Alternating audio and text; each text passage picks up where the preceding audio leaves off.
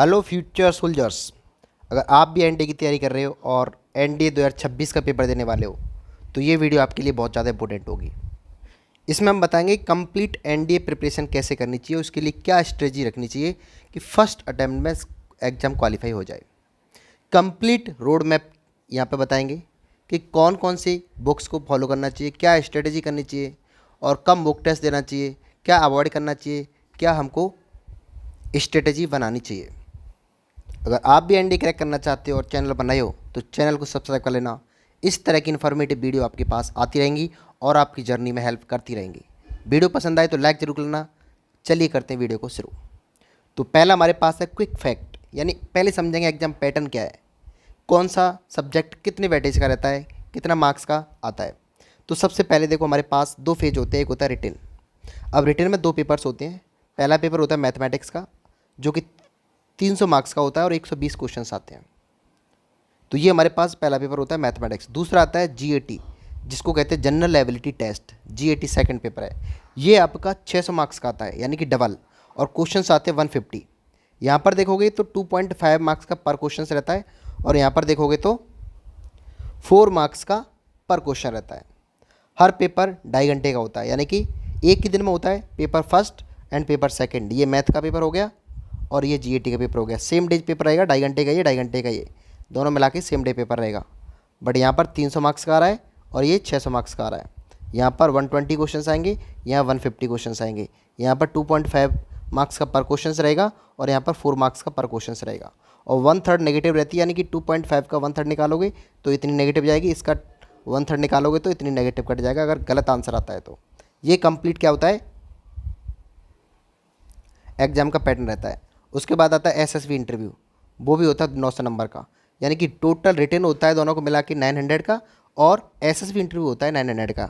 यानी कि ओवरऑल अगर मैं देखूँ फाइनल मेरिट कहाँ से बनती है, 1800 मार्क्स से आपकी फाइनल मेरिट बनती है। इसमें से 900 क्या हो गया रिटन की और 900 हो गया एसएसबी की। तो दोनों इंपॉर्टेंट है, written plus SSB. Written qualify नहीं करोगे तो एसएसबी नहीं दे सकते हो, और एसएसबी क्वालिफाई कर लिया तो रिटन जरूरी ही है। तो दोनों का अपना अपना इंपॉर्टेंस है, दोनों क्वालिफाई करना बहुत अच्छे से ज़रूरी भी है।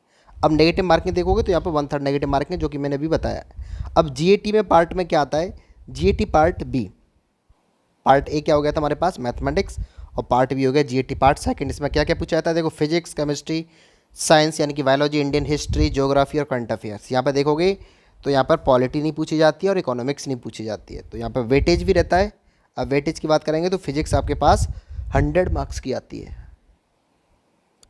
यानी कि जीएटी अगर 600 मार्क्स का है तो आपके पास 100 मार्क्स का फिजिक्स आएगी और 60 मार्क्स की केमिस्ट्री, और जो बायोलॉजी होती है वो 40 मार्क्स की, हिस्ट्री आएगी 80 मार्क्स की, ज्योग्राफी 80 मार्क्स की, करंट अफेयर आएगा 40 मार्क्स का। इस तरीके से टोटल जीएटी जो आएगा वो 400 मार्क्स का आता है। और यहाँ पे देखेंगे और 200 मार्क्स की क्या आ जाती है, इंग्लिश आती है। इस तरीके से जो जीएटी वाला होता है वो होता है 600 मार्क्स का। तो जीएटी जो पेपर होगा वो 600 का और मैथ का होगा 300 का। ये हमारे पास ओवरऑल पैटर्न रहता है। अगर मैं सब्जेक्ट वाइज देखता हूँ तो सब्जेक्ट वाइज देखोगे यहाँ पे मैथमेटिक्स 120 क्वेश्चंस 300 मार्क्स का। इसमें हाई यील्ड टॉपिक क्या रहता है, सबसे ज़्यादा इंपॉर्टेंट रहता है एलजेब्रा। अब एलजेब्रा में भी हमको बहुत सारे टॉपिक्स मिल जाते हैं, टेक्नोमेट्री, differential calculus, integral calculus, matrix and determinant, analytical geometry. इसमें 2D ज्योमेट्री आती है, 3D ज्योमेट्री भी आती है, vector algebra and probability and statics. ये आपके मैथमेटिक्स में इंपॉर्टेंट टॉपिक्स होते हैं। अगर बात करते हैं जीएटी की, जीएटी 150 क्वेश्चंस 600 मार्क्स के। पार्ट ए में क्या क्या आता है, इंग्लिश आता है 50 क्वेश्चंस 200 मार्क्स का। इंग्लिश में क्या क्या आता है, grammar, error spotting, vocab, parajumble, reading comprehension. Part B में आता है जीके। अब जीके में 100 क्वेश्चंस 400 मार्क्स के। जैसे physics, chemistry, general science, history, geography, current affair. आप देख रहे होंगे यहाँ पे 400 मार्क्स का, और इंग्लिश हो गया 200 मार्क्स का। इस तरीके का हमारे पास टोटल मार्क्स का डिस्ट्रीब्यूशन रहता है सब्जेक्ट वाइज। जो भी स्टूडेंट है जो तैयारी अभी करना स्टार्ट करता है और अगले अटैम्प्ट के लिए तैयार है, यानी कि 6 मंथ के बाद अटैम्प्ट जो मिलेगा उसके लिए कंप्लीट रोड मैप होने वाला है और बहुत अच्छा इंपॉर्टेंट वीडियो होने वाला है। चलिए अगला देखते हैं ओवरऑल स्ट्रेटजी क्या होनी चाहिए टॉप लेवल की, यानी कि बिल्कुल श्योर शॉट आपका सिलेक्शन हो जाए। तो सबसे पहले फाउंडेशन क्लियर करना पड़ेगा। फाउंडेशन के लिए आपको एनसीईआरटी पढ़नी पड़ेगी और बेसिक्स क्लियर करने पड़ेंगे। एनसीईआरटी मस्ट है यहाँ पर। एनसीईआरटी किसकी, 11th और 12th की एनसीईआरटी मैथ के लिए बहुत ज़्यादा इंपॉर्टेंट है। सबसे पहले मैथमेटिक्स में एनसीईआरटी कवर करोगे, उसके बाद कंसेप्ट को आगे बढ़ाओगे, उसके बाद एनसीईआरटी पढ़ेंगे साइंस के लिए फॉर कॉन्सेप्चुअल क्लैरिटी के लिए, साइंस के लिए भी और मैथमेटिक्स के लिए भी एनसीईआरटी मस्ट है। उसके बाद आपको कंसेप्ट पढ़ना है, प्रैक्टिस करना है, टाइमिंग के साथ प्रैक्टिस करना है। ये बहुत ज़्यादा इंपॉर्टेंट है। कंसेप्ट पढ़ो, प्रैक्टिस करो, टाइमिंग के साथ करो। फॉर मैथमेटिक्स के लिए कंसेप्ट के लिए शॉर्ट ट्रिक भी ज़रूरी है, और अगर देखा जाए तो 100 क्वेश्चंस अगर टॉपिक वाइज सेलेक्ट कर लेते हो और उनको टाइमली मॉक टेस्ट के हिसाब से सॉल्व करते हो, बहुत ज़्यादा इंपॉर्टेंट होता है। जीएटी के लिए अगर मैं बात करता हूँ तो इंग्लिश के लिए डेली वोकैब, अब जितनी आपकी कैपेसिटी है 10 वोकैब पढ़ सकते हो, 20 वोकैब पढ़ सकते हो।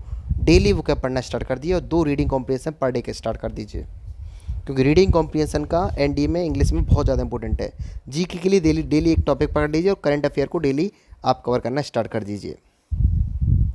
अगर मैं बात करता हूँ पास्ट पेपर्स हैं मॉक टेस्ट की, तो पास्ट प्रीवियस ईयर क्वेश्चंस होते हैं, बहुत ज़्यादा इंपॉर्टेंट होते हैं। इंग्लिश के लिए देखो, मॉक मैथमेटिक्स के लिए देखो या साइंस के लिए देखो, उससे आपको रियल डेप्थ पता चलती है कि हमको किस लेवल तक इस टॉपिक को तैयार करना है। तो सभी यूपीएससी के एनडीए के पेपर सॉल्व करना स्टिक कर लीजिए, सॉल्व करो और स्ट्रिक्ट टाइम कंडीशंस के साथ, और वीकली फुल लेंथ सिलेबस लिख दीजिए, उसको एनालिसिस करिए। एनालिसिस बहुत ज़्यादा इंपॉर्टेंट है, कहाँ गलती कर रहे हो कहाँ नहीं कर रहे हो। और उसके बाद एसएसबी की प्रिपरेशन पैरेलली स्टार्ट करनी पड़ेगी, क्योंकि ऐसा नहीं है ग्रेड 10 क्वालिफाई करने के बाद इतना टाइम नहीं मिलेगा आपको कि आप एसएसबी कंप्लीट जीरो से स्टार्ट करके कंप्लीट कर लोगे। तो उसके लिए छोटे छोटे टास्क हैं, जो कि उसके लिए जैसे ओआईआर क्या होता है, इस चीज़ को हम डिटेल में समझेंगे अगली वीडियो में। ओआईआर, पीपीटीटी एंड जीटीओ टास्क, ये स्टार्ट में धीरे धीरे कवर करना स्टार्ट कर लीजिए। साइकोलॉजी डेली प्रैक्टिस करना स्टार्ट कर दीजिए, तो इससे आपको बाद में जो एसएसबी की तैयारी करोगे तो बहुत ज़्यादा हेल्प मिलेगी अभी से, अगर बेसिक्स क्लियर कर लोगे तो एसएसबी के लिए तैयारी साथ साथ करना स्टार्ट करना पड़ेगा। तो ये आपको ध्यान में रखना पड़ेगा। अगर मैं टाइमलाइन के लिए बात करता हूँ तो पिक 1 कस्टमाइज्ड, यानी कि देखो क्या करना है। एनसीईआरटी मैथ 11 12 की मस्त है, मैं बार बार बता रहा हूँ। उसके बाद आरएस अग्रवाल पकड़ो या आर्यंत की बेसिक्स के लिए, बेसिक्स के लिए बात हो रही है आरएस अग्रवाल या आर्यंत के लिए, इससे बेसिक्स के लिए होगा। डेली 2 से 3 घंटे आपको मैथमेटिक्स पढ़ना पड़ेगा और 1 घंटे इंग्लिश के लिए वोकैब पढ़ना पड़ेगा। ये आपके लिए मैथ और इंग्लिश की स्ट्रेटजी है। डेली 2 से 3 घंटे मैथमेटिक्स और कंसेप्ट पढ़ना भी है, सीखना भी, प्रैक्टिस भी करना, मॉक टेस्ट भी लगाना है। 2 से 3 घंटे per day mathematics, 1 hour English की vocabulary. Topic wise advance practice कैसे करनी है, स्टार्ट लूसेंट, लूसेंट से स्टार्ट करना है। एनसीईआरटी कर पकड़नी है जीके के लिए, और वीकली सेक्शनल टेस्ट भी देना है। जैसे जिस टॉपिक को आप पढ़ लेते हो उसका सेक्शनल टेस्ट भी देना है। फुल सिलेबस रिवीजन भी करना है, और ऑल पास्ट पेपर जितने भी पीवाईक्यू हैं, यानी कि प्रीवियस ईयर के क्वेश्चंस हैं, उनको सबको सॉल्व करना है, और 2 फुल मॉक टेस्ट भी देना है आपको पर वीक। तो ये आपके पास कंप्लीट ये स्ट्रेटजी होने वाली है। इंटेंसिव मॉक, यानी कि बहुत एक सिंसियरिटी से मॉक टेस्ट देना है, और एरर लॉग बनाना है, कहाँ पर मिस्टेक कर रहे हो कहाँ पर मिस्टेक नहीं कर रहे हो, ये बहुत इंपॉर्टेंट हो जाता है। उसके बाद एसएसबी बेसिक्स स्टार्ट कर दीजिए, जो कि बेसिक्स अभी मैंने बताया, ओआईआर, पीपीटीटी, जीटीओ टास्क और साइकोलॉजी। फिजिकली फिटनेस पर ज़्यादा ध्यान दीजिए, क्योंकि बहुत ज़्यादा इंपॉर्टेंट है फिजिकली फिटनेस, क्योंकि सोल्जर्स बनने वाले हो तुम, एक ऑफिसर बनने वाले हो डिफेंस में, तो इसलिए आपको फिजिकल फिटनेस बहुत ज़्यादा मैंडेटरी है। उसके बाद आता है डेली शेड्यूल क्या होना चाहिए। अगर मैं 6 मंथ का प्लान करके चलता हूँ कि सर मुझे अप्रैल 2026 में जो भी पेपर हो रहा है उसमें अगर मेरे को अटैम्प्ट देना है, तो हमारे लिए अभी आज से भी अगर देखते हो 6 मंथ, तो उसके लिए क्या प्लान होना चाहिए। देखो, अगर आप सिर्फ और सिर्फ एनडीए की तैयारी कर रहे हो, यानी कि 12th पास आउट हो तुम और एक ड्रॉप लिया, तो सबसे पहले आपको क्या करना चाहिए देख लीजिए। मॉर्निंग में 6 से 8:30, 2.5 घंटे का आपका एक स्लॉट बना लीजिए, क्योंकि स्लॉट में पढ़ाई करने की बहुत इंपॉर्टेंट होता है। उसमें आप क्या करना है, सबसे पहले मैथ्स के कंसेप्ट सीखिए, जो भी कंसेप्ट फार्मूला रिवीजन होता है उस सबको करिए। उसके बाद वहाँ पर प्रॉब्लम भी करिए, यानी कि 40 to 50 क्वेश्चंस जो टॉपिक पढ़ा है उससे प्रैक्टिस करिए। उसके बाद मिड, जैसे 8:30 से 9:30 के बीच में 1 घंटे गैप ले लीजिए आराम से। उसके बाद मिड में 9:30 से 11 के बीच में 1.5 घंटे के आसपास आप इंग्लिश में ग्रामर पढ़िए, एक रीडिंग कॉम्प्रिहेंशन कर लीजिए, और 20 के अप्रॉक्स आप वोकैब कर लीजिए। तो यहाँ पे 30 मिनट का टाइम लेता हूँ, तो आपको इस तरीके से 1.5 घंटे में आपको ये काम करना है। इंग्लिश के लिए यहाँ पे स्ट्रेटजी हो गया, आपके वोकैब भी हो गया, ग्रामर भी हो गया, रीडिंग कॉम्प्रिहेंशन हो गया। ये बहुत ज़्यादा इंपॉर्टेंट है, क्योंकि 50 क्वेश्चन आने वाले हैं आपके पास। अगर मैं दोपहर की बात करता हूँ तो 11 से लेकर 2 के बीच में आप अपनी जो भी काम होता है, खाना पीना, रेस्ट करना, जो भी करना है कर लो। उसके बाद 1 से 3 के बीच में 2 घंटे का फिर से स्लॉट बना लीजिए। उसमें आपको क्या करना है, जीके पढ़ लीजिए, ब्लॉक्स में पढ़ लीजिए, यानी कि जैसे किसी दिन फिजिक्स पकड़ ली, किसी दिन केमिस्ट्री, किसी दिन हिस्ट्री, किसी दिन ज्योग्राफी, इस तरीके से रोटेशन में करते रहिए। तो इस तरीके से 3 घंटे का यानी 2 घंटे का पर एक रोटेशन में एक टॉपिक को कंप्लीट कर लीजिए। उसके बाद इवनिंग में 4:30 से 6 के बीच में 1.5 घंटे का मैथ की प्रॉब्लम को स्पीड के टेस्ट के साथ दे के देख लीजिए कि मैं क्या टाइम विदिन टाइम में सॉल्व कर पा रहा हूँ कि नहीं कर पा रहा हूँ। उसके बाद नाइट को देख लीजिए 8 से 9 के बीच 1 घंटे करंट अफेयर देख लीजिए, फॉर्मूला जो भी पढ़ा है अपनी फिजिक्स में हुआ, मैथमेटिक्स में हुआ, उसमें रिवीजन कर लीजिए। उसके बाद वीकली, एक वीक में एक मॉक टेस्ट रख लीजिए, कभी भी या संडे को रखना चाहो संडे को रख लीजिए, और एरर को एनालिसिस करिए। जो भी एरर्स कर रहे हो तुम मॉक टेस्ट में उसको लिखिए, नोटबुक बनाइए, उसमें लिखिए मैं इसने ये एरर किया है, जो भी किया है उस एरर को लिखिए और उसको बाद में दोबारा से रिपीट ना हो ऐसा कोशिश करिए।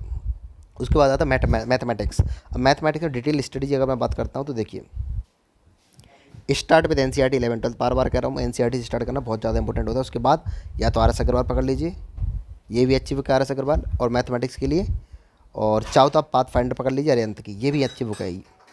अब ये इन दोनों में से एक बुक पकड़ना है और एनसीईआरटी पकड़नी, इतना काफ़ी है और इसको बार बार प्रैक्टिस करना है। टॉपिक प्रायोरिटी में देखेंगे तो algebra and coordinate geometry approximately 25% से लेकर 30% सिलेबस को कंप्लीट करती है मैथमेटिक्स को, अलजेब्रा प्लस कोऑर्डिनेट ज्योमेट्री को मिला के। टेक्नोमेट्री 20 to 25% सिलेबस को कवर करती है। कैलकुलस देखेगा जाएगा तो 20% सिलेबस कवर करती है। मैट्रिक्स देखेगा 10 to 15% सिलेबस कंप्लीट करती है।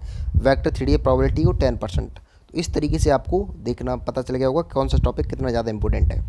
प्रैक्टिस के लिए अगर बात करता हूँ, कॉन्सेप्ट 50 इजी क्वेश्चंस प्रैक्टिस करिए। सबसे पहले जो भी कंसेप्ट पढ़ा आपने उसी से रिलेटेड 50 क्वेश्चन सिंपल बिल्कुल बेसिक्स कंसेप्ट बिल्डिंग वाले क्वेश्चंस प्रैक्टिस करिए। उसके बाद 50 मीडियम क्वेश्चन प्रैक्टिस करिए और 20 हार्ड क्वेश्चन प्रैक्टिस करिए। इस तरीके का फॉर्मेट रखिए, आपका टॉपिक बहुत अच्छे से कवर हो जाएगा। मेंटेन एरर लॉग, यानी कि जहाँ भी एरर कर रहे हो उसको मेंटेन रखिए, और जो भी एरर कर रहे हो, गलती कर रहे हो, उसको लिखिए, नोटबुक में लिखिए और ट्राई करिए कि अगली बार से एरर्स ना हो।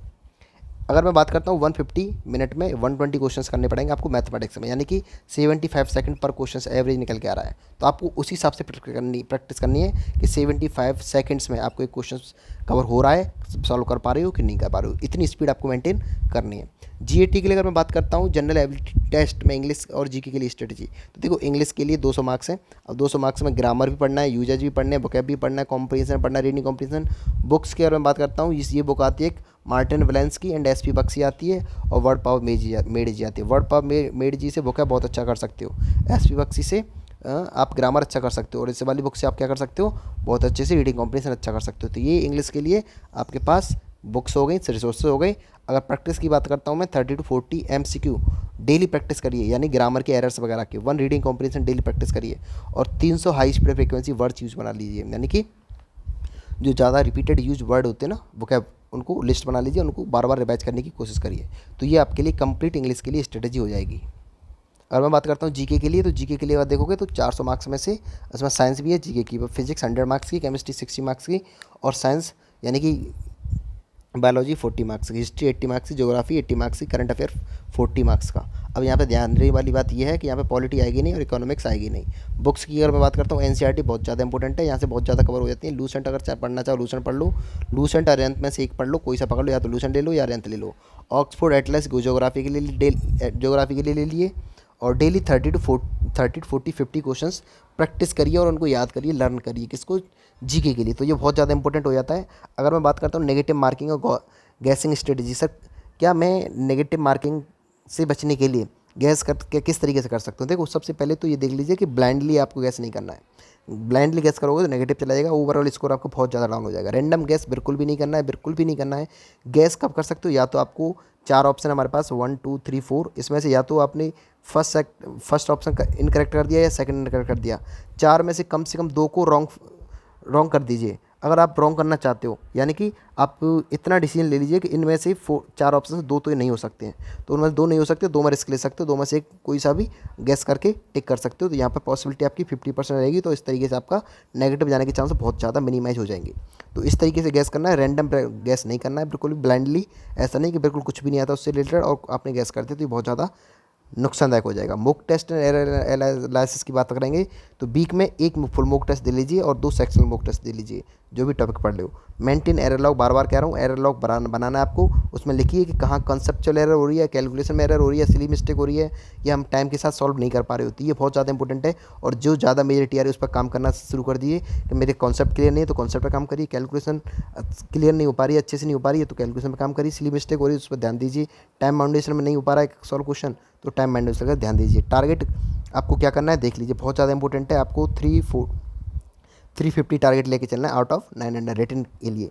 वैसे 300 के अप्रॉक्स आपका क्वालिफाई हो जाता है, 300 के अप्रॉक्स। अब अप्रॉक्स का मतलब ये होता है 310 भी होता है, बट 350 आप देखोगे तो बहुत ज़्यादा सेफ स्कोर हो जाएगा। 100% सेफ हो, आप रिटन क्वालिफाई कर लोगे 350 अगर मार्क्स आपके आ रहे हैं 340 या 350 के आसपास आउट ऑफ 100, तो रिटन आपका 100% क्वालिफाई हो जाएगा। तो ये सेफ स्कोर होता है आपके पास। रिकमेंडेड बुक्स की मैं बात करता हूँ तो आप मैथमेटिक्स के लिए देखोगे NCERT 11-12 की बहुत ज़्यादा इंपॉर्टेंट है। RS अग्रवाल के लिए देखोगे तो RS अग्रवाल या पाथफाइंडर दोनों में से एक पकड़ लीजिए। पाथफाइंडर अरिहंत पब्लिकेशन की आती है, तो RS अग्रवाल और पाथफाइंडर दोनों में से एक बुक कोई सी पकड़िए और NCERT को साथ में रखिए। अब 2 बुक्स के साथ मैथमेटिक्स क्लियर करोगे तो सब कुछ क्लियर हो जाएगा। इंग्लिश के लिए रैंक एंड मार्टिन करना है, SP बक्स या नॉर्मल यूज़ करनी है, इनमें से किसी 2 बुक्स को पकड़ लीजिए। GK के लिए देखूंगा तो Lucent, NCERT, Oxford Atlas. Geography के लिए करंट अफेयर आप कहीं से भी पढ़ सकते हो, यूट्यूब से देख सकते हो, PDF से पढ़ सकते हो। मॉक टेस्ट देखोगे तो UPSC के PYQ के मॉक टेस्ट दिया है और NT के मॉक टेस्ट भी आते हैं, उसको भी सॉल्व करके टाइम के साथ देखना है। अगर मैं 30 डेज़ की चेकलिस्ट बनाता हूँ तो डेली डेली एक टेस्ट, अगर जैसे लास्ट 30 डेज, 30 डेज का मतलब एग्जाम में 1 महीना बचा है, तो क्या करना है आपको, एक मॉक टेस्ट पर 2 से 3 दिन में एक मॉक टेस्ट देना है, उसको एनालिसिस करना है, उसको देखना है कहाँ मिस्टेक कर रहे हो, और उसके बाद ओनली रिवीजन करना, कोई भी नया टॉपिक नहीं उठाना है 1 महीने पहले। डेली फार्मूला शीट को रिवाइज करना और OMR फिल करने की प्रैक्टिस करनी है, तो ये आपको 1 महीने पहले करना है। ये कंप्लीट स्ट्रेटजी होने वाली है। प्रैक्टिकल टिप्स अगर एग्जाम डे के लिए अगर मैं बात करता हूँ, देखिए आंसर शीट डिस्प्ले रख लीजिए कि फिल OMR क्लियरली, यानी कि OMR सीट भरने में बहुत ज़्यादा स्टूडेंट गलती कर देते हैं, ये भरना प्रैक्टिस कर लीजिए। टाइम मैनेजमेंट सीख लीजिए कि कितने टाइम में कितने क्वेश्चंस करने हैं, और ये ध्यान रखना कि 3 मिनट से ज़्यादा किसी क्वेश्चन में टाइम लग रहा है तो उसको स्किप कर दीजिए और आगे बढ़ जाइए। ज़्यादा टाइम लग रहा है उसको छोड़ दीजिए। एलिमिनेशन देख लीजिए, बुकैब और ग्रामर में देख लीजिए कि अगर 4 ऑप्शन हमारे पास 1 2 3 4, ये बहुत ज़्यादा इंपॉर्टेंट ऑप्शन है। 4 में से अगर तुम 2 को एलिमिनेट कर पा रहे हो, यानी इनमें से 2 तो हो ही नहीं सकते, उनमें उसके बाद गैस करके आंसर टिक कर सकते हो, तो बहुत ज़्यादा इंपॉर्टेंट हो जाता है ये। रिमूव ऑब्वियस क्वेश्चन, यानी कि इनमें से जैसे कि 4 क्वेश्चन से 2 में से टिक कर लिया कि ये तो हो ही नहीं सकते हैं, 2 में से आपको लग रहा है 2 में से कोई आंसर हो सकता है, तो उसको टिक कर लीजिए। मेंटल प्रेप ये काम breathing, honestly SSB and show leadership, बस इतना सा है। आपको ये कंप्लीट रोड मैप बन जाता है आपका 6 मंथ का। इस तरीके से फॉलो करोगे, सारी चीज़ मैंने डिस्कस कर दिया है। SSB के लिए कोई नई वीडियो बनाएंगे उसमें डिस्कस करेंगे, बट रिटन के लिए एक कंप्लीट स्ट्रेटजी है। सारी चीज़ों को फॉलो करोगे पक्का डेफिनेटली आपका रिटन क्वालिफाई हो जाएगा। कोई भी डाउट आता है कमेंट सेक्शन में पूछ लेना, और किस तरीके की वीडियो चाहिए आपको वो भी आप कमेंट सेक्शन में बताओगे तो मैं उसको अगली वीडियो भी बना दूंगा। आप चैनल पर नए तो प्लीज़ सब्सक्राइब कर लेना, और इस तरह की वीडियो आपके पास आती रहेंगी। Thank you.